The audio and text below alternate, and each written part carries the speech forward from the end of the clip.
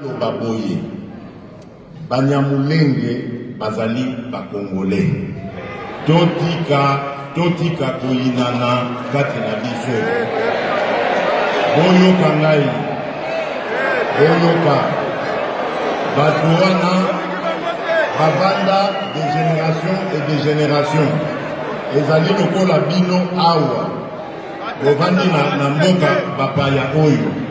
bozwi nationalité bakomi koboyela bino parce que bouta Afrique non eloko wana toboya yango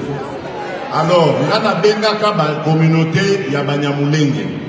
nayebisi bango boye nalobi bino